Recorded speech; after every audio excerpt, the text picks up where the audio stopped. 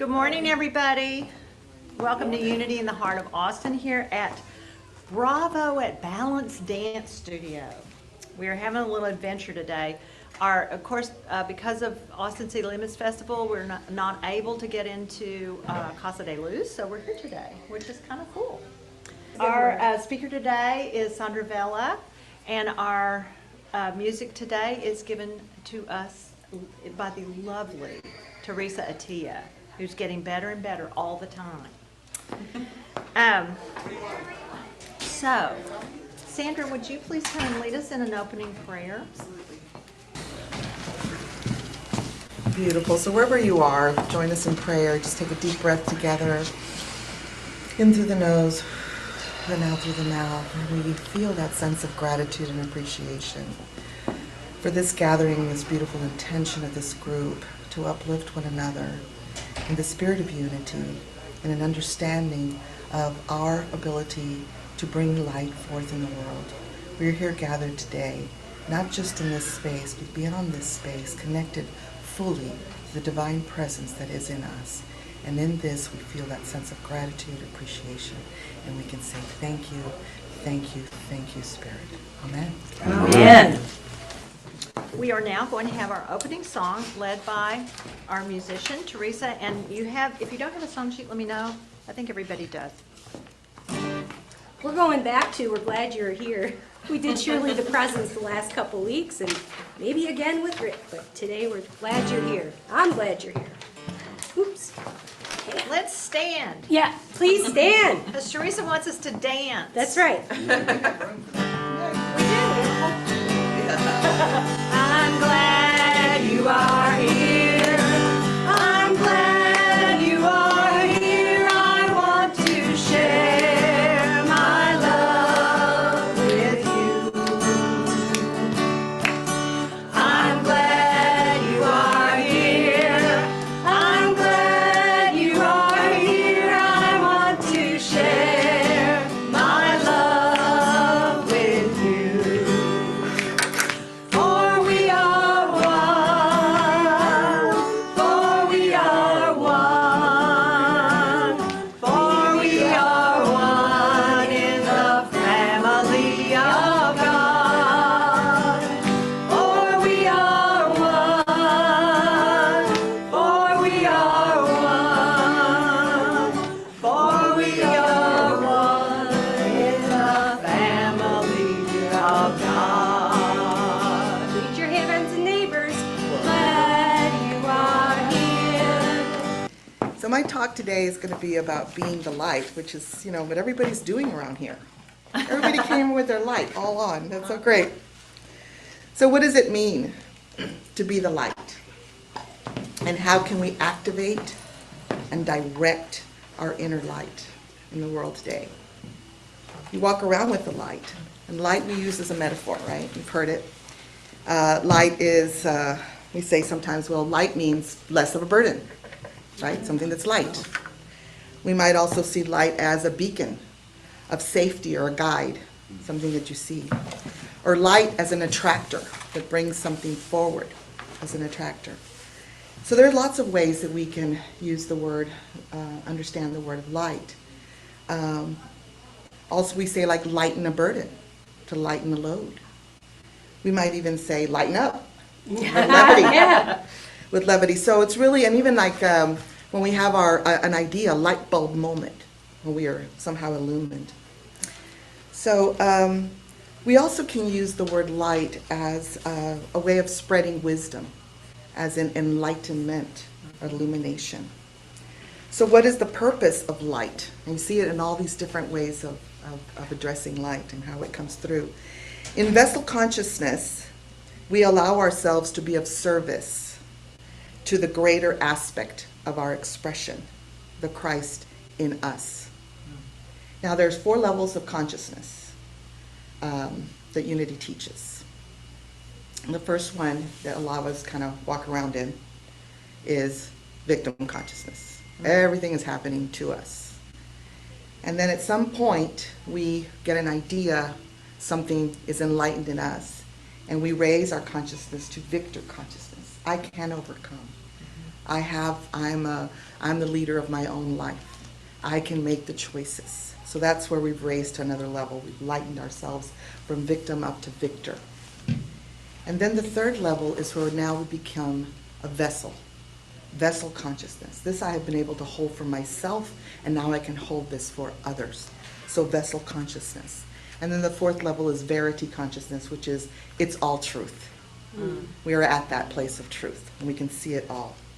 So the metaphysical meaning of light from the Metaphysical Bible Dictionary, I like to go there and kind of look up words, because then you get all kinds of things that open up from that. It's the understanding principle in mind. So light as the understanding principle in mind. In divine order, and we all believe in divine order, we say, oh, it's all in divine order, right? What comes first into consciousness is light. So first there has to be illumination for divine order to start taking its place. And in divine orders, always it comes first. It's that consciousness. Let there be light. It's the first thing in Genesis. First, there must be light. There must be an understanding principle in mind first. So the illumination of spirit resides in the center of every person's being. So all of us are of that light. All of us were made from that light, because it was the very first thing that ever was light, and it's in us. C.S. Lewis is quoted as saying, "Don't shine so others can see you. Shine so that through you others can see," and he uses the word him, but it means that from which we came, that bigger connection of source, that where we're from. So let your light shine so before men, that they may see your good works and glorify your Father which is in heaven. That's the biblical version of that, Matthew 5:16. Let your light shine. So each one of these is pointing, not just pointing to, right? It's pointing to, but it's also letting us know that it's coming through us, through you, this light, that it's who you are and what you are. So the divine as you, this is from the book of Mastery by Paul Selig, which I'm very much into this work. To me, it's like unity up a notch, and it's bringing in metaphysics and helping us understand how to apply it. And it says in the book of Mastery, the divine as you has chosen to incarnate as you, and it is the divine self who must be called on to show you the way. You are here not only for your benefit, but for all of those you may meet and may never meet, and on and on and on.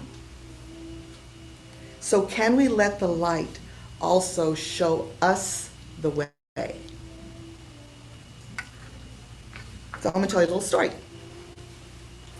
This is a personal thing. August 14th, 2003, I happened to be in New York City. I was traveling in New York City with my then husband on a business trip, and we were staying in the kind of midtown area. I was getting ready, we were getting ready to go out that evening. You know, you get ready really early to go to a show, and so we were getting ready, and I was sitting by the ledge of the high-rise, you know, I don't know how many stories up, 20-something probably stories up, and looking out. And how many of y'all have been to New York City? Okay, so when you're in a hotel, what do you hear? Traffic. That traffic, right? Deet, deet, deet, right? So I'm sitting there putting on my makeup with the light, looking out, and then I'm just noticing it's louder and louder and lots of honking, and then it's backed up, and I'm looking down there, and I'm wondering what's going on. And I could see from the height where I was, you know, and that there was a lot of backed up traffic on this street and the one further down that way, and all, what is going on? There's something going on. And it was all backed up. Then we got a knock at the door. And they said, there's been a blackout. New York City blackout of August 14th, 2003. I was there. So I'm inside the building, and they're saying, you need to get ready, you're gonna have to evacuate. We're gonna have to evacuate the building. Yeah, that's what I thought. What? I'm up here, it's safe. Yeah. You know, there's light coming in. I'm fine. Why would I wanna go down there? Why would I wanna evacuate? So I start to, wanna argue with the guy. And he says, it's the law. All the systems don't work, security systems. If we had to evacuate you, we wouldn't be able to, blah, blah, blah. So everybody has to get ready to go. So I'm not a happy camper. So I'm looking down there, I'm trying to so I think, what am I going to need? We're going to basically go out in the streets of New York. And what am I going to need while I'm down there? And so I gather a few things, a bottle of water and get my bag and all this. And then I looked, I had one of those big bags, those big duffel bags that we used to carry around. I don't do that anymore. But I had this big bag, and it so happened that that bag had this tiny little pin light attached to it, so you could kind of look at the bottom of the bag, dig stuff out of the bottom of the bag. It was such a good, I thought it was so clever. But I saw the little light, and I thought, wow, that's a bright little light. So I looked out into the hallway, and I tried to close the door. There was still light coming from the window, from the room. But when I closed the door, I could not see my hand in front of my face. It was pitch black all the way down the hall, all the way down the hall. I didn't know where I was, and that was very frightening to me. And I thought, well, how are we going to get there? And the guy had said, I'm going to have to come around a little bit with the lantern to walk the group down, so just be ready. And so when he came around, I went ahead and kind of just turned on the light in the hall and see how much it illuminated. Well, it illuminated almost the whole hallway. It was a tiny little bit. And I was like, wow. So the guy comes by and he goes, you have a flashlight? And I said, no, I have this little pin light. He says, well, good. You can use that. Can you see where the stairwell door is? And I said, yeah, I can see it. And it was like about the distance from here to that door. And he says, okay, so everyone, follow her. You can stand there and illuminate at least to get to the door, right? So I stood there with that light, and people were able to gather and find that part. Everything else was dark, but at least that was illumined. And then he says, I have to go up another floor. So you can go ahead and go into the stairwell. And so I popped into the stairwell and I looked, and it illuminated the whole stairwell. Oh my gosh. So all the people from my floor gathered, and we walked down 27 flights of stairs in the dark with that tiny little bitty light. And the only thing we really could see was our next couple of steps, right? So we had to kind of stay together in a group all the way down to know that, so no one was going to be lost in it. But we got down to the street level, and there were lots of people there.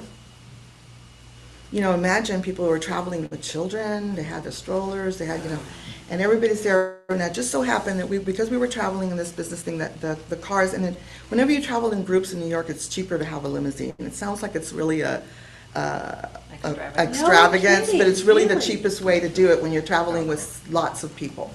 And so they gathered all the people there. That just so happened that our cars were down there waiting for us.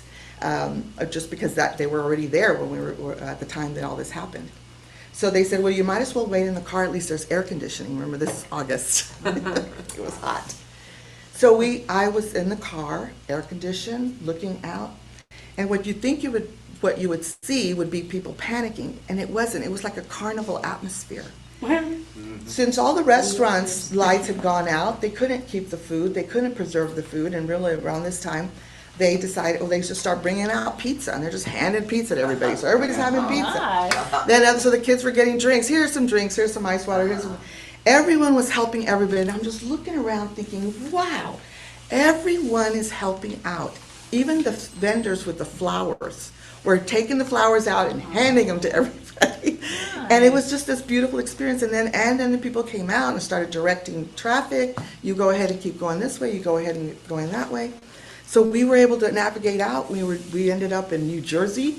We ended up watching the entire thing from New Jersey. And everything was kind of miraculous. And all of them were reporting what a different atmosphere this quote-unquote disaster turned out to be. And it was so different. Remember, in 2004 wasn't very long ago that they had the 9/11 experience in New York City. So that was the first thing that came to everybody's mind. Oh no, what's happening? But as soon as the information came out that no, it was just a problem with the grid and blah, blah, blah, blah, and they're going to get it fixed. And so then everybody just relaxed, lightened up, and shared their light all around. And it was a completely different experience than what it would have been if we had only seen the darkness of the situation, literally and figuratively. Matthew 5:14 says, "You are the light of Christ to the world." It's bigger than the small personality you, but it does serve through you. This is vessel consciousness. When you allow the light to serve through you, you are lifting into vessel consciousness. Matthew goes on to say, "A city set on a hill cannot be hidden, nor does anyone light a lamp and put it under a basket, but on a lampstand, and it gives light to all who are in the house." So the light has purpose if we let it be seen.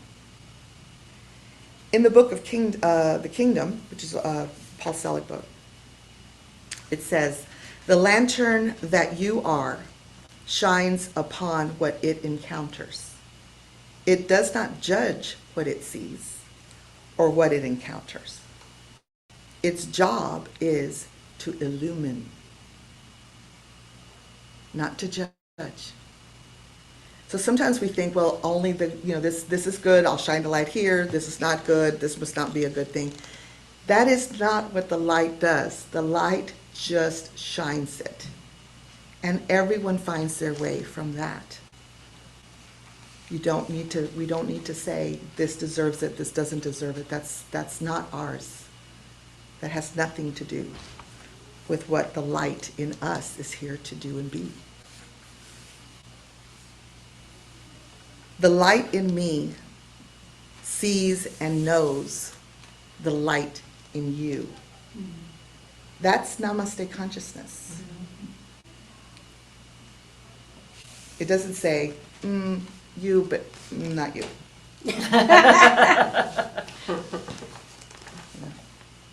It just is. If it's coming through you and you allow it to shine, then it is doing what it is here to do. You're a vessel of the light only. We are asked not only to be the light, but to shine that light, to illumine the truth of everyone and everything you see. Why? It's all God. It's all God. And it can only see. It can only shine. There's no judgment there. You think about this, we use the word ego. I might have shared this with you all before, but Wayne Dyer used to talk about ego, E-G-O, as edging God out. It's just that part of us that wants to say, we know better. Or, we figured it out. Yep. And it wants to push away and be in place of this. It's edging what is already there, because what's there is God. All we're doing is kind of pushing our way through there and deciding not, which is what creates shadow if you think about it.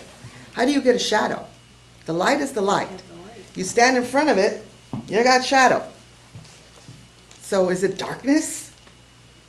It's a lack of light. And that's what we're here to be and to do, to illumine. I have chosen to see the light where darkness has prevailed. That's a choice.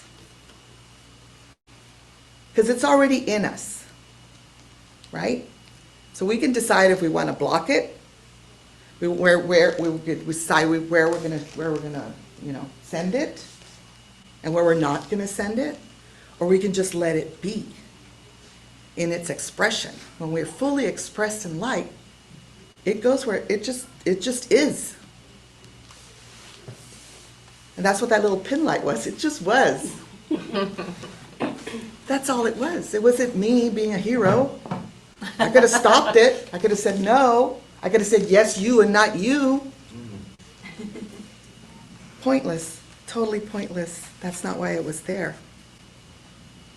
So I'm going to have you join me in an affirmation about choosing the light. Again, we're speaking with our words. We're setting our intention. A lot of times when I do affirmation, I'm going to read it first, and then I'm going to go back and let you choose from your own sense of agency that you want to affirm this. All right? So you listen to it first. I have chosen to see the light where darkness has prevailed. I choose to see the light where I have been fearful. I choose to see the one before me as he truly is, beyond what I would think, assume, or decide should be, based on my ideas, born in history. So that's the affirmation, the alignment, all right? So if you want, you can repeat with me. I have chosen I have chosen to see the light to see the light where darkness has prevailed. where darkness has prevailed. I choose I choose to see the light to see the light where I have been fearful. where I have been fearful. I choose I choose to see the one before me to see the one before me as he truly is, as he truly is, beyond beyond what I would think, what I would think, assume, assume, or decide should be, or decide should be, based on my ideas, based on my ideas, born in history. born in history. So there's 5 ways to let your light shine, and I'm going to give them to you kind of in a little acronym. Then we'll do our meditation, all right? So L, listen with intent and empathize with others. Listen. When you're hearing, whatever you're hearing, coming from whomever is speaking, if you really listen, you're going to hear fear, you're going to hear confusion, you're going to hear belief systems that are not serving them. So just listen. Listen with intent and empathize with others. This is where they are right now, maybe in that victim place. You know? I, include and invite others into your circle of grace. So if you're shining that light, is everyone welcome? Do they feel welcome? So include and invite others into your circle of grace. G, give genuine compliments by noticing the light in others, because it is there. It might just be what they need to shine a little brighter. So there was a photographer, a street photographer, that walked around and took pictures of people. And take your picture, and everybody go, yeah. And then they say, wow, you're beautiful. And then they would light up, and he would take another picture. Totally different pictures. Yeah. Yes, so you're noticing, you are giving a genuine compliment. You are noticing, you're seeing them, beholding them, and noticing their light. And guess what happens? The light responds. It comes forth. H, help where you can, with what you can. Nothing is too little. Help where you can, with what you can. Nothing is too little. And sometimes it is the smile. Such a simple thing to do. Day-to-day things. You're at the grocery store. One of the things I like to ask the checkers is, I like to ask, are you starting your day or are you ending your day? Because then they say, oh, I'm almost done. I came here at 6:30 in the morning. They're really happy. End your day. Congratulations. Have a rest of a great day. Or, oh, man, just got here. It's going to be a long day. That's okay, too. Just notice them. So help where you can and with what you can. Nothing is too little. So a smile, a nod, an acknowledgement, that is enough. And then T, think thoughts of possibility and positivity. so that you are aligning to and amplifying the field of potential in any given situation. You're the one who brings that light. You're the one who can see, who can lift with your thoughts, with your positivity and your possibility attitude.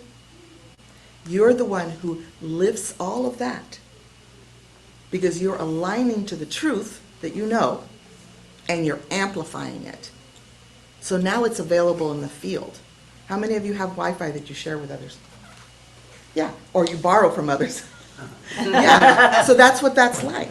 It's the same thing. You're going to turn it on and allow it for others to use and utilize, right? And when you need it, it's available for you.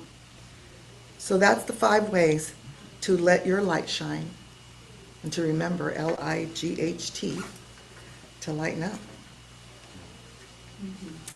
So now, yes. We're going to have a song and then Yeah. prepare for our meditation. Okay. Let's begin the meditation by relaxing the body and releasing the thoughts we have been holding. I invite you to gently close your eyes or just lower your gaze to signal to the body and the mind that you are ready to go within for this time of meditation. I invite you to take a deep breath in through the nose and out through the mouth as you release any tension you may be holding. And then begin to gently focus on the breath and adjust the body. It needs to settle in.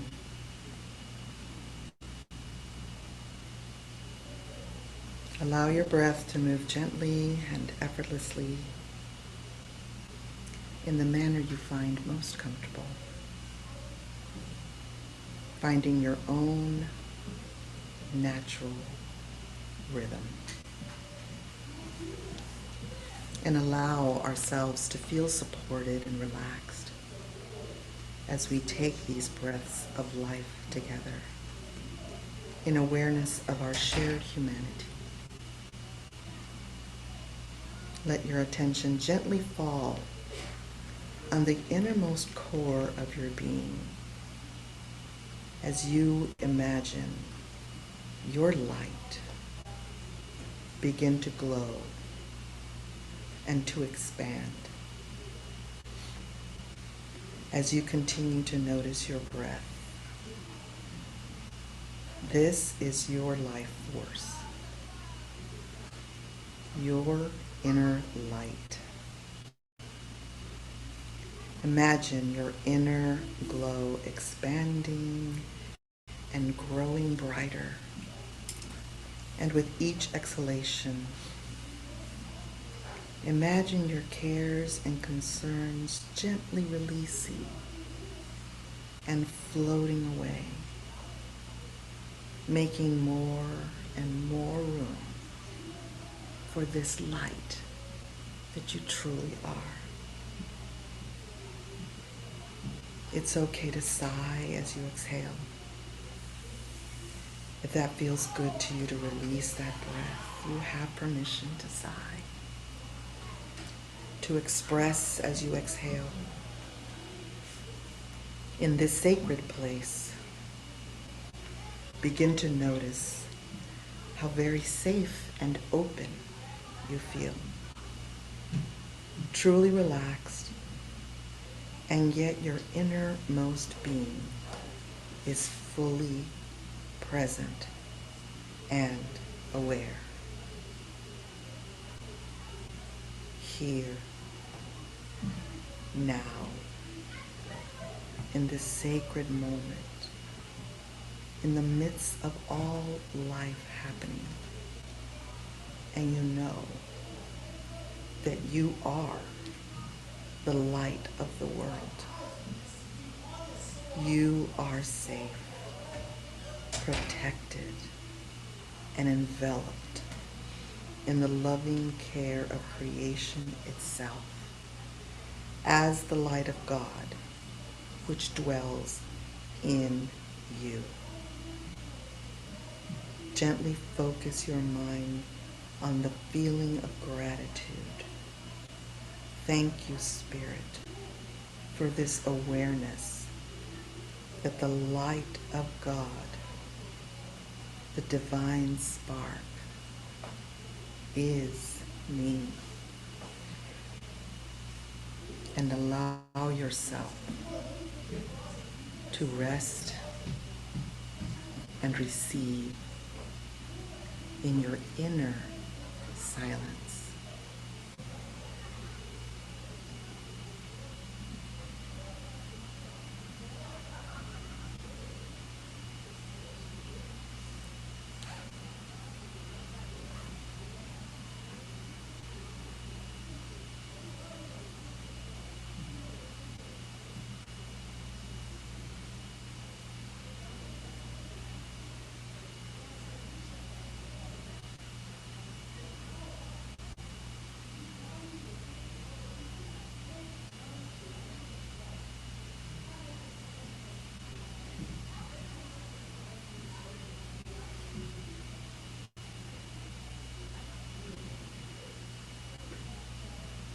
The light in me sees and knows the light in all that I see before me.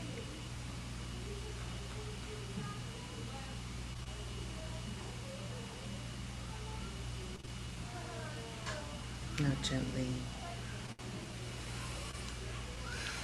open your eyes to behold all the light and see it with brand new eyes. Thank you. All right, so everybody stand and come up here. We're going to sing the peace song, and then you're invited to stay, and we're going to talk about stuff. Everybody, not just you. I thought you might not know about it. I don't know about it. Okay. No, I do. Right down to it, left up to me. Da, da, da, da. Let there be peace on earth and let it begin with me. Let there be peace on earth, a peace that was meant to be. With God as creator, in oneness all are we. Let us walk with each other in perfect harmony. Let peace begin with me, let this be the moment now.